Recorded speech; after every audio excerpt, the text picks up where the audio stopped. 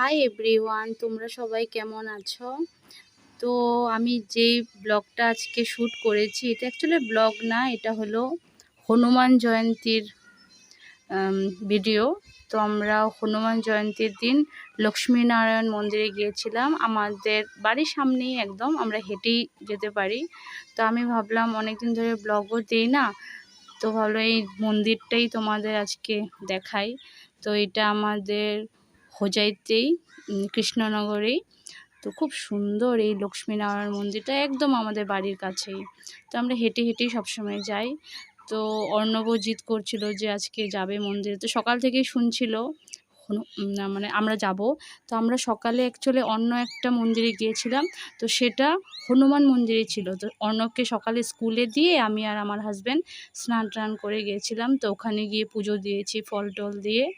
তো সকালে তো যেহেতু অর্ণব যায়নি, স্কুলে ছিল ও, তো আমরা গিয়েছিলাম। তো বিকেলে তো ওকে নিয়ে যেতে হবে। তো আমরা যে মন্দিরটার মধ্যে গিয়েছিলাম সেটা অনেকটাই দূরে। তো ভাবলাম এটা কাছে পিঠে আছে আর এটা অনেক সুন্দর করে সাজিয়েছে। ওই মন্দিরটাও সাজিয়েছিল, কিন্তু ওই মন্দিরটা এত বড় ছিল না। তো এই মন্দিরটা অনেকটাই বড়, তোমরা দেখতে পারো, আমি ভিডিওতে দেখাচ্ছি।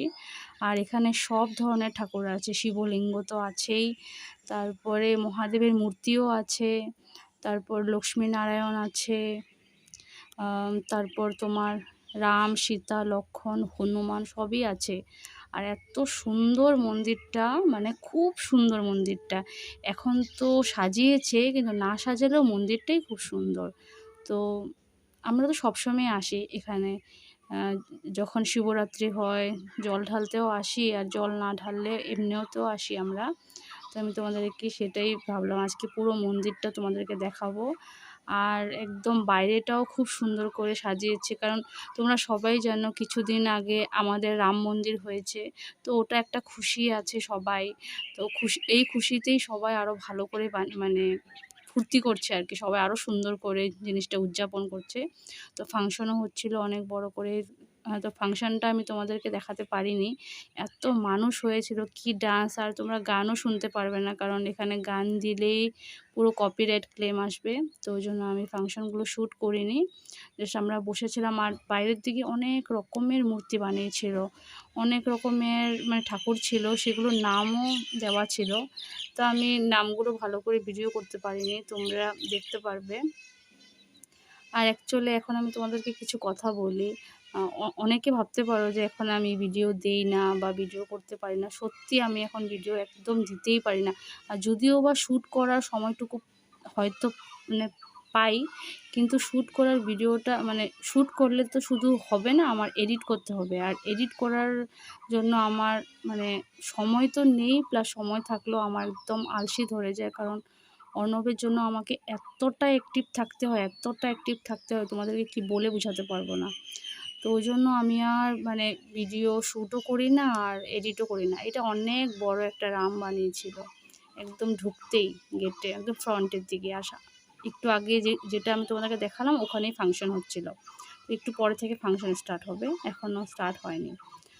তো এটাই, এই তোমাদেরকে এই মূর্তিগুলো দেখাচ্ছিলাম। এখানে নাম কিন্তু লেখা ছিল, কিন্তু আমি নামগুলো আমি ফটো মানে ভিডিওতে তুলতেই পারিনি নামগুলো। তো ওই জন্য তোমরা ভালো করে বুঝবেও না এগুলো কী ঠাকুর, আর আমিও ভালো করে নাম জানি না এই ঠাকুরগুলো। কিন্তু দেখতে বেশ ভালো লাগছিলো, ছোটো ছোটো ছোটো ছোটো করে রুম করে করে এই মূর্তিগুলো বানিয়েছিল। তো শ্যুট করেছিলাম, তো সেটাই।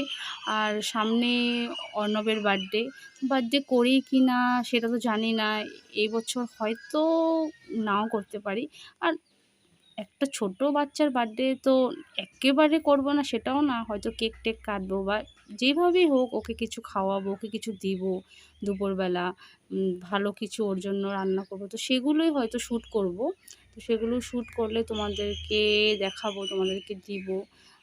অন্তত ওর মানে বার্থডের ব্লগগুলো আমি সব ইউটিউবে রাখতে চাই, কারণ ফোনে সবসময় সব কিছু থাকে না, ইউটিউবে সবগুলো থেকে যায়। তো ও বড়ো হয়ে ওইগুলো দেখতে পারবে। বড় হয়ে কি, ইভেন ও এখনও 1 বছরের বার্থডে দেখবে, 2 বছরের বার্থডে দেখে, 3 বছরের বার্থডে দেখে।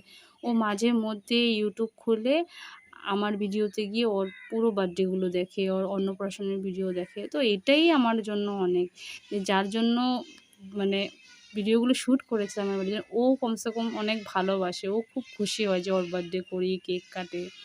তো ওটাই আর ও খুশি হওয়া মানে আমি, আমার হাসব্যান্ড সবাই খুশি হওয়া। তো সেটাই, ওকে ঘিরে এখন সব কিছু। আগে অনেকটাই সময় পেতাম, তার জন্য ভিডিও করতাম খুশি মনে। এখন সত্যিকারের সময় পাই না। তারপর ওর স্কুল থাকে, পড়াশোনা থাকে। তো গত বছর আমি ওর জন্য টিউশন নিয়েছিলাম। এই বছর আমি টিউশনও নেইনি। গত বছর আমার কাছে পড়তেই যেত না। এখন খুব সুন্দরভাবে আমার কাছে পড়ে। তো পরে যখন বেকার এত ছোট বাচ্চার জন্য টিউশন নিয়ে লাভ নেই। কারণ ও তো ১ ঘন্টা পড়িয়ে চলে যাবে। তারপর তো আমাকেই পড়াতে হয়। তো ওই জন্য আর কি করতে নিব? আমিই পড়াবো ভালো করে। তো সেটার জন্য আমার কাছে যখন পড়ে, তো ওই জন্য তো আরও সময় পাই না। আর রাতে ওকে ভাত-টাত খাওয়াই, আমি ভাত খাই। আর সকালবেলা উঠতে হয়, কারণ সকালে স্কুল আছে। তো এডিট কখন করব, কখন কী করব, ওই জন্যও করি না। তবুও এক সময় ভাবি হয়তো ৫ মিনিটেরও ভিডিও করলে ৫ মিনিটে এডিট করতে তো বেশি সময় লাগবে না। হার্ডলি পুরো টোটাল মিলে আমার ১ ঘন্টা মতন লাগবে। সত্যি ভাবি, ভেবেও আর করি না। কিছুটা আমার এখন আলসেও ধরে গেছে। তো ওটাই তোমাদের সাথে শ্যুট করলাম। আমার সত্যিই ভালো লাগলো। তো চলো, আবার যদি নেক্সট ভিডিও বানাই, আপলোড করি, তো তোমাদের জন্যই করব। টাটা, তোমরা সবাই ভালো থেকো।